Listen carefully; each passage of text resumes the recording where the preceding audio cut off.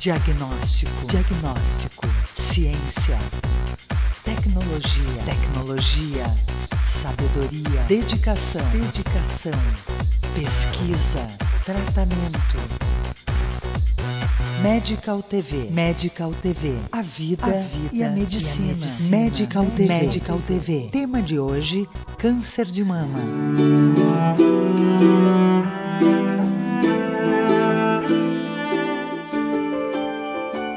Uma vez eu vi um filme, eu acho que foi do Almodóvar, não sei. E uma mulher aparece sem seio. Eu falei, meu Deus, nenhuma mulher do mundo, a pior mulher do mundo, não devia passar por isso. Eu amo tanto essa vida, eu tenho tanto vontade de viver, eu luto tanto pra me refazer das coisas, mas caramba, um câncer. Eu fiquei acho que quase 2 horas no consultório chorando e querendo saber por que estava acontecendo isso comigo. Por quê? Qual o motivo? Né? Eu só pensava nos meus filhos. Você tem que ser forte, né? Ter a cabeça no lugar. Dá pra se tratar esse câncer e preservar o teu filho. Eu tava com um bebê na barriga, eu não queria, né? Eu queria meu filho. Minha mãe faleceu com 39 anos, meu irmão faleceu com 19. Minha mãe faleceu de câncer de mama, meu irmão faleceu de câncer no estômago. Então, assim, esse assunto é um assunto presente na minha vida.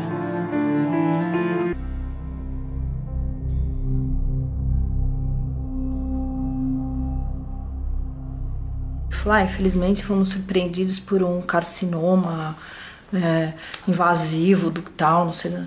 Aí eu fiquei meio assim, né? Eu falei, pô, carcinoma, né? Eu tô ouvindo direito. Eu falei, doutor, é um carcinoma. Minha mãe tava comigo.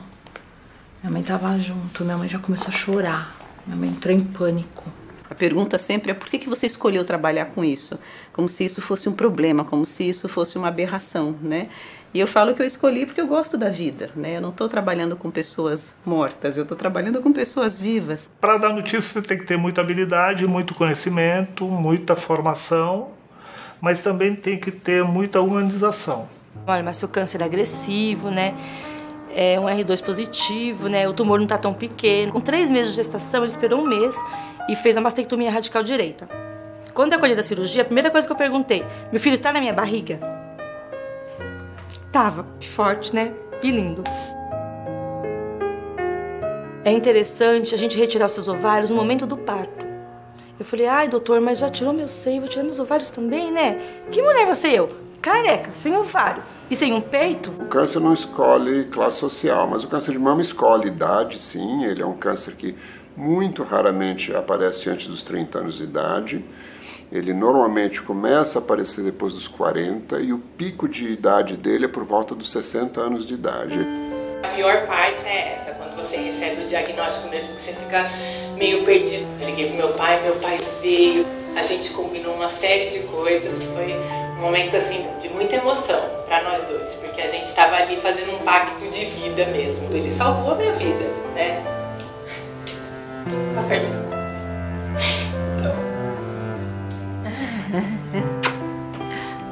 Tenho vontade de abraçar essa pessoa, porque não parece que sou eu falando. É muito legal. Medical TV, a vida e a medicina. Instituto De Vita, clínica especializada em tratamentos de oncologia e hematologia. Instituto De Vita, tudo pela vida.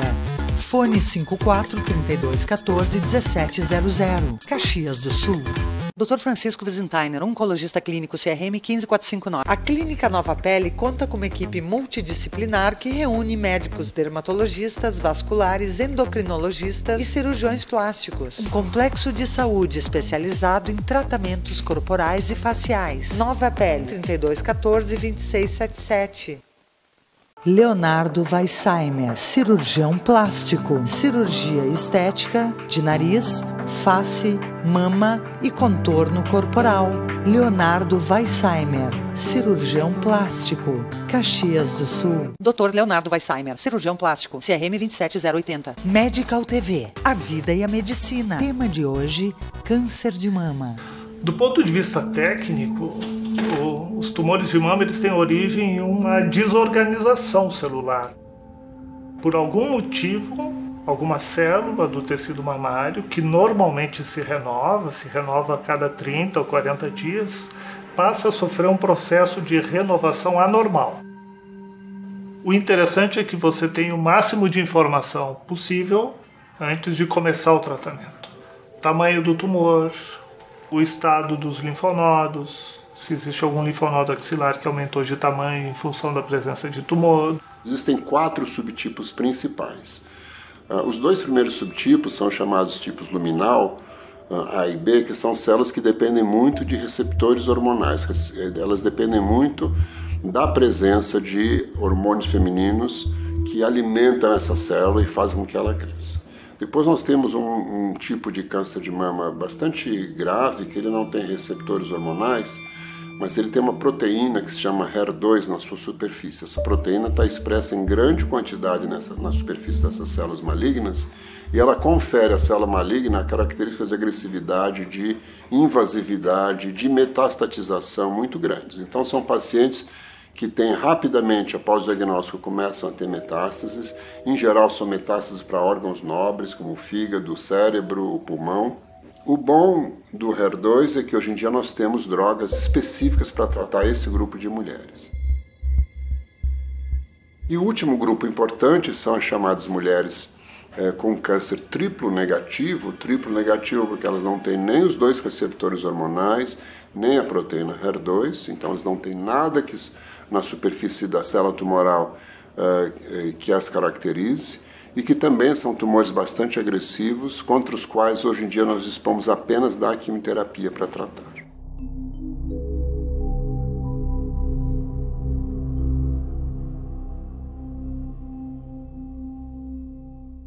Os tratamentos que na realidade têm trazido surpresas bastante agradáveis no sentido de sobrevida ou aumento da cura do câncer de mama, eles estão direcionados ao tratamento sistêmico, chamado tratamento de todo o organismo, porque nós temos que entender que a mama não é um órgão que fica isolado, separado do organismo.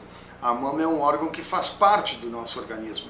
Então o sangue, quando circula, ele circula pelo corpo, ele passa pela mama e na existência de um nódulo nesta mama, pode uma célula dessa doença, uma célula maligna, migrar pelo organismo da pessoa no sentido de querer se instalar em algum outro órgão.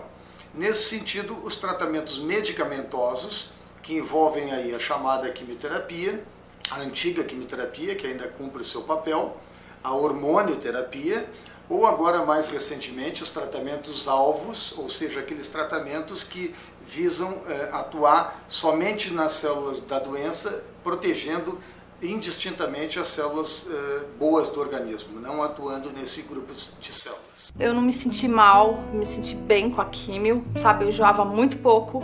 Depois da primeira aplicação, eu vi que aquele negócio era suportável, que se eu fosse ficar em casa só maquinando e pensando, aquilo sim ia me matar.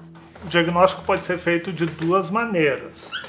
Primeiro, a partir de uma queixa, a pessoa sente alguma coisa, sente um nódulo, sente um desconforto, secreção pelo mamilo, que é muito mais raro, é muito menos frequente, mas pode haver uma sensação de desconforto. Eu estou sentindo alguma coisa aqui. Eu estava no chuveiro e eu senti um carocinho debaixo da mama. Na minha casa, conversando com meu pai, eu falei pra ele, eu falei assim, olha, tô com um carocinho e tal, e ele já fez um rosto diferente. A radioterapia é o tratamento de uma região do corpo com radiação do tipo raio-x, de alta energia, que tem por finalidade matar as células residuais do câncer que tenham sobrado naquela área. No caso da mama, isso frequentemente é feito, principalmente em mulheres que fizeram a cirurgia pequena da mama, conservadora, onde apenas um pedaço da mama é tirado. Normalmente isso é complementado com aplicações de radioterapia. Cada vez menos se retira tecidos sem necessidade. Cada vez menos se faz cirurgias profiláticas mutilantes. Após a cirurgia, a mastectomia radical, no momento da cirurgia, ele viu a necessidade de esvaziamento axilar, né? Porque são os linfonodos estavam comprometidos, né? E isso designa o quê? Uma metástase já, né? Se eu não posso tirar cutícula, eu não posso pegar peso, nunca inchou, Tem mulher que fica com o braço bem inchado, que chama linfedema. Eu faço tudo na minha casa, tudo. Frequentemente se associa a técnicas de reconstrução mamária que permitem que se leve tecido para aquela região ou que se expanda o tecido daquela região. E a reconstrução de areola e de mamilo é feita em um segundo tempo, num segundo momento, usando tecidos locais, com técnicas de cirurgia plástica, usando tatuagem muitas vezes para recompor a areola, algumas vezes usando parte do mamilo contralateral, quando isso está bem indicado. E, de um modo geral, esse é um processo que exige múltiplas cirurgias. A gente foi ao mastologista, ele já falou, o cirurgião plástico vai entrar junto, não se preocupa com isso, você já vai sair com a plástica. Então isso já confortou muito. Dei muita sorte que em nenhum momento eu me senti assim mutilada, porque eu já saí da cirurgia com o silicone. Mas em contrapartida, eu saí com o silicone no peito e sem no outro. Eu fiquei com o peito diferente do outro, que também não era uma coisa agradável. E veio a metástase, que é uma coisa ruim, mas veio também para um lado bom, porque eu tive que voltar para a cirurgia e já aproveitei e igualei o seio direito também. Aí ficou bacana. Já que vou fazer um corte, toda uma cirurgia, toda uma coisa pesada, não vou pôr um ovo frito, né? Vou ficar substanciosa. Substanciosa. Evidentemente que a mama, quando substituída, ela perde as terminações nervosas que eventualmente podem auxiliar no momento de relação sexual, mas você não tem só mama. Você tem uma série de outros lugares que tem muitas terminações nervosas. A loja Mama Amiga está no mercado desde 85, onde houve uma necessidade na família de produtos para uma moça na época de 31 anos que foi operada. Mama é peito, é seio. E amiga, porque nós estamos substituindo o seio que foi embora. E até hoje nós estamos atendendo às necessidades mesmo dessas mulheres que operam o seio e ficam sem chão. Hoje eu estou mastectomizada, não fiz a reconstrução por opção, né? No momento eu estou em tratamento ainda. E assim, se eu falar que o seio não faz falta, eu estou mentindo, faz sim. Não é uma roupa que você coloca, não é tudo que você pode usar, né? Só que assim, eu penso assim, eu fiquei careca por 2 anos. Eu coloquei peruca, usei boné, usei lenços, né?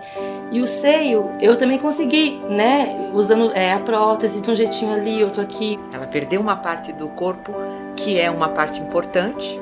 E agora? A pergunta normalmente é essa: o que eu vou fazer? Ela se sente mais valorizada, ela se sente mais confiante nela e vida pra frente, como eu falo, peito pra frente. Você tá percebendo alguma coisa? Tô linda, né?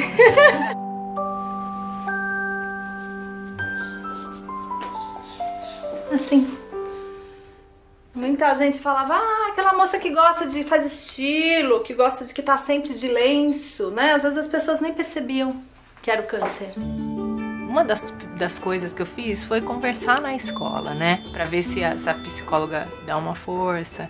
Porque é importante a gente participar as pessoas nesse momento, até porque você não sabe como a criança vai reagir. E a Rebeca sempre me pediu pra usar peruca. Toda vez que a gente saía, ela pedia pra usar peruca. Nunca me incomodou, porque eu entendo, né? Eu entendo muito essa necessidade que ela tem de ter uma mãe bem e saudável. Eu olhava no espelho e falava, ai, sou eu, inchadinha, esverdeada, careca, né? Falei, sou eu sim, e eu vou ficar bonita. Maquiagem, sempre maquiagem. A sobrancelha caiu, os cílios caiu. A sobrancelha eu resolvia com lápis preto, passava o lápis, né? Uma base, um blush, um batom, tava linda. A queda de cabelo é um efeito colateral da quimio, porque a quimioterapia mata todas as células do corpo que estejam em crescimento muito rápido. O câncer, por exemplo, é uma delas, mas, por exemplo, a raiz do cabelo está constantemente produzindo o cabelo, então essas células são muito sensíveis à quimioterapia. E elas são mortas pela quimioterapia, os fios caem, e quando a gente retira o agente quimioterápico, eles voltam a se reproduzir e cresce o cabelo de novo.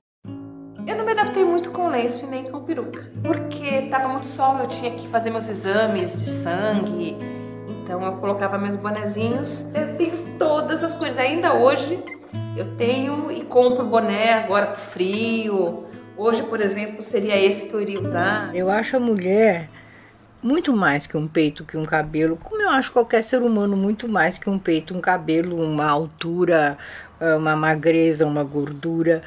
O ser humano é muito mais do que uma parte dele. O ser humano é um todo. Puxa, ela veio aqui com uma amiga dela, a gente conversou muitas horas. Pô, infelizmente precisou por um tratamento tão difícil, deve ser uma coisa tão invasiva. Eu escolhi um dos tecidos que eu mais gosto, uma coisa bem romântica, uma coisa que valorizasse o interior da mulher que tá ferido pela queda do cabelo. É leve, tipo, a pessoa mesmo molda na sua cabeça, foge do uso do lenço, foge do uso da peruca, que a maioria delas não curte, usa por falta de opção, e na resposta que eu tenho delas, vindo depois, se tornando minhas amigas, né? Mas eu não consegui falar. Mesmo que você esteja muito para baixo, mais abaixo ainda estão as mãos de Deus. Eu já estava escrevendo algumas coisas para minha filha, né? Falei, vou morrer, vou deixar uns escritos para ela. E aí foi quando eu conheci o meu editor. Falei, tô escrevendo um livro. Ele falou assim, é sobre o quê? Eu falei, é sobre o câncer. Ele falou, puxa, que pena, porque minha editora só publica livros de humor. Eu falei, então acho que vai dar tudo certo, porque o meu câncer tá super bem humorado. Acho que você vai gostar do meu livro. E o livro se chama Força na Peruca. Pelo histórico do câncer de mama, tratar-se da doença mais incidente, ou seja, aquela que mais ocorre nas mulheres do nosso meio, e por consequência aquela que mais óbitos ou que mais matava as mulheres, ou que ainda mais mata as mulheres do nosso meio, isso é difícil de conviver com dados desse nível. Então, essas terapias todas, seja a terapia-alvo, seja a antiga quimioterapia, ou as modalidades de hormonioterapia, que não é o sentido de dar hormônios, e sim bloquear hormônios, são tratamentos que vêm com toda a intenção de controlar o problema num primeiro momento e, por que não, de almejar a cura das mulheres, e esses índices de cura estão extremamente mais elevados nos últimos anos. E todos os números nos levam a crer que, obviamente, nós vamos ter surpresas muito agradáveis. Então, quem sabe a grande mensagem para as mulheres quando se defrontam com o diagnóstico de câncer de mama é que sim, câncer de mama é uma doença potencialmente curável. Eu queria dizer que há 20 anos, quando eu tive o primeiro problema, todo mundo sofre na vida, eu também sofri. Mas eu nunca parei de pintar, nunca parei de fazer o que eu mais gosto. Há 10 anos eu tive novamente o problema. Pintei mais ainda, trabalhei mais ainda e notei uma coisa aqui. Tem 3 coisas na vida que a gente nunca pode deixar de ter. A família, os amigos e o trabalho.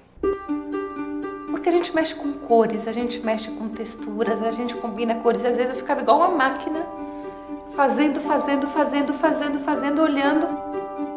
Naquele momento todo saía coisas bonitas, peças bonitas, coisas bonitas. E foi o teatro que me salvou. Aproveito e quero também mostrar o meu livro para vocês, que é uma frase muito importante do livro, que é: há pintores que transformam o sol numa mancha amarela, mas há pintores que transformam a mancha amarela num sol. Pablo Picasso. Isso quer dizer que a gente pode lutar sempre, mas quem luta com fé é vencedor. Eu montei esses painéis aqui porque eu não queria perder os momentos dos meus filhos. Porque como eu sempre trabalhei fora, então eu sempre quis estar guardando na minha mente esses momentos, né? Então aqui eu tenho foto, eu com os 3 aqui em Floripa, numa viagem. Ficou com muito medo de perder ela, porque não é fácil, né? Descobrir que a sua mãe tem um câncer de mama. Então foi muito difícil mesmo, mas a gente pensou junto que a gente não poderia deixar ela muito triste, assim, porque senão aquilo poderia acabar muito com ela. Então me preparei, fiquei no médico um monte de tempo lá e tentando pensar como que eu ia chegar aqui e contar para eles isso, né? Quando eu contei, eles choraram muito, foi muito dolorido. Mãe, você vai procurar os melhores médicos, você vai fazer todos os tratamentos que tem que fazer, nós vamos te ajudar. Você pode vencer, levantar essa pessoa e ajudar ela a vencer essa etapa da vida, porque é muito difícil, de verdade é muito difícil. Alguns médicos queriam que eu abortasse, né? Até que eu encontrei um que me apoiou e ele tinha esse trabalho feito já com gestantes no HC. E eu falei, como homenageá-lo? Eu não tenho dinheiro pra dar, né? Se eu tivesse dado uma bolada pra ele, mas não tenho dinheiro. O que eu pude fazer, assim, pra homenageá-lo, né? Deu ao meu filho o nome dele, Valdemir, né? Em homenagem a ele. Esse foi o meu maior, assim, exemplo de... Não é isso que eu quero falar, meu Deus. Maior agradecimento, né? Por ele estar comigo até hoje. A grande recomendação que pode se dar para mulheres, no sentido de fazer diagnóstico precoce de um problema de mama, que é o tumor mais comum, infelizmente, na mulher, principalmente a partir dos 50 anos, é buscar o uso da mamografia em primeiro lugar.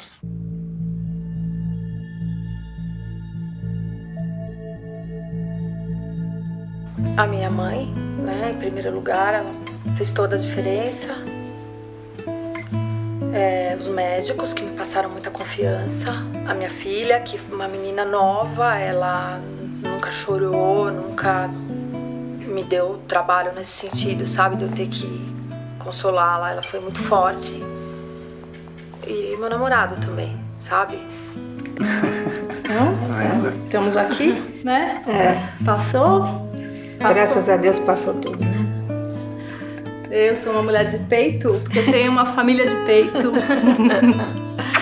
Você está viva. Vamos viver?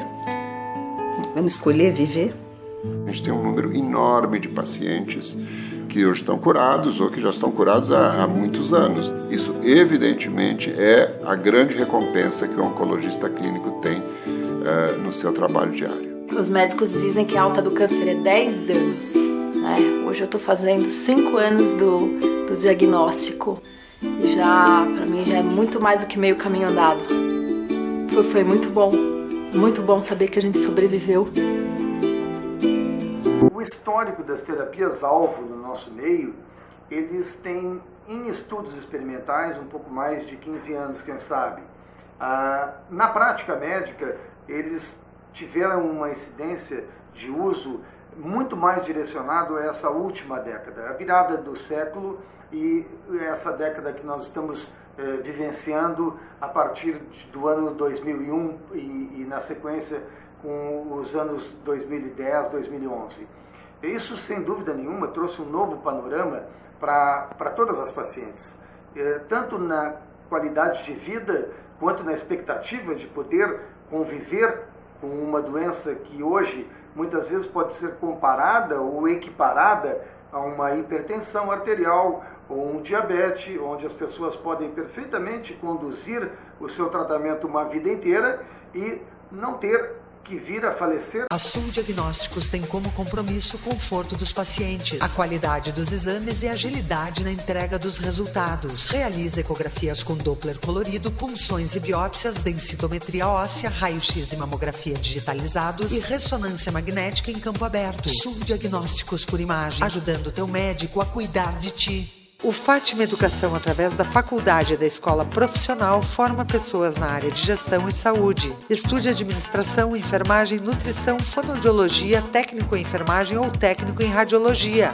Fátima Educação, aprender dentro do ambiente de trabalho faz toda a diferença. A Clínica Giovanardi é especialista no tratamento clínico cirúrgico de doenças do aparelho digestivo. Utiliza tecnologia de videolaparoscopia avançada e uma equipe multidisciplinar, oferecendo também acompanhamento psicológico e nutricional. Clínica Giovanardi, 54-3223-1257. Dr. Henrique Giovanardi, cirurgia do aparelho digestivo. BB10, o concurso que vai escolher o bebê que será a cara da campanha de 10 anos do Conception. Prêmios, um book fotográfico e uma câmera digital. Regulamentos e inscrições pelo site www.conception-rs.com.br. Conception, Centro de Reprodução Humana. O que a gente faz tem a sua cara. Há 35 anos, o Alfa Laboratório constrói uma história de bons resultados ao seu lado, sempre cuidando de você e de quem você mais ama. Alfa Laboratório, para a vida inteira.